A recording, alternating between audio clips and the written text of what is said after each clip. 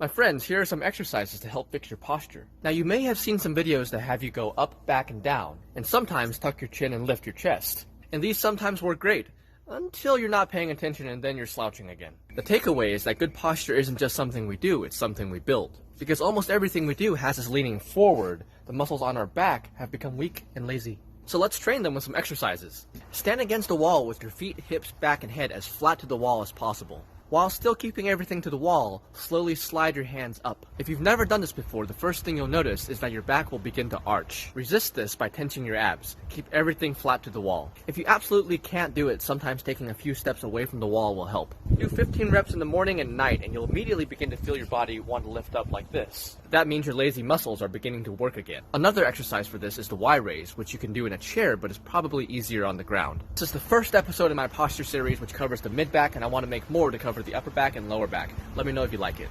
Welcome back, my friends. Here are some things that can help fix your posture in your neck and upper back. Now, the wall slides I showed in part 1 will go a long way into fixing your overall posture, but some people need some specialization. Now, when we're doing work or playing on the phone, we often find ourselves looking down. Our shoulders begin to collapse and our back begins to round. Now, because we can't really see like this, we have the brilliant idea of craning our neck to look up. This is usually what causes the nerd neck or tech neck, which some people find ugly. I disagree because you're probably beautiful the way you are, but let's fix it to avoid pain. Simply find a door frame and press your back, hips, and feet as flat against it as possible. Stretch your shoulders back to grab the frame with your hands. Now simply touch the back of your head to the door frame.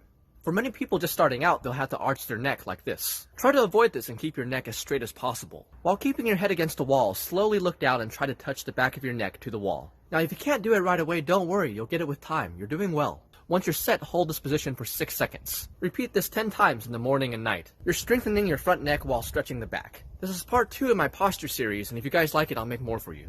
Hello again, my friends. If you'd like, I can show you some exercises to help your lower back posture. Now, in the previous 2 videos, some of you mentioned that you couldn't put your full back to the wall because your butt was too prodigious.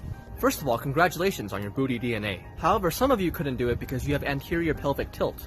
Your pelvis is tilted forward and your lower back curves to compensate. This sometimes makes you think that your butt is bigger than it actually is. There are several possible causes for this, but it's usually tight hip flexors and underused glutes and hamstrings. A great exercise for this is the bridge. This stretches your hip flexors while working your entire back. Now, if you can't do this yet, don't worry. You can work up with easier variations that will also benefit you. There's the short bridge, the straight bridge, and the tabletop bridge. Breathe normally during these positions and hold them for 15 breaths. Now, posterior pelvic tilt is much less common, but it usually comes from tight hamstrings. There are many ways to stretch them, but I prefer active stretching under leg raises. Both the bridge and leg raises are great exercises in their own right. And keep doing the wall slides too because it helps train your pelvis to be neutral. This was part 3 of my posture series, and I have more exercises I'd like to show you if you want. Hello friends, here are some range of motion exercises that can help your posture. Yes, it is raining, but I wanted to make a video for everyone. The previous parts focus on training and stretching our muscles. But sometimes our posture is messed up from problems in our joints. Joints are important because they kind of hold everything together.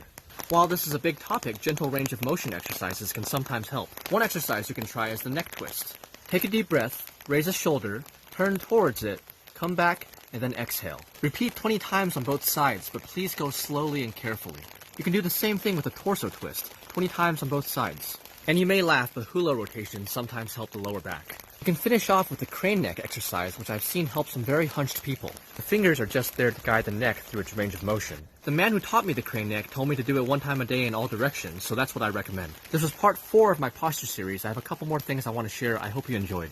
Hello my friends, here are some isometric stretches that may help your posture. These work especially well if you've been sitting down at a desk studying or working. They don't necessarily work any new muscles not covered in the first 3 videos, but if you've been slouching over a desk for a while, they serve as a good way to warm up your posture and remind your back muscles that they're on the clock and they should be working. The first one is called a clock stretch. Face the wall and stand as close to it as possible with your back straight. With your palms facing back, hold your locked straight arms directly above you and keep this position for 1 minute. After 1 minute has passed, angle them away while still keeping your arms straight and hold this for 1 minute.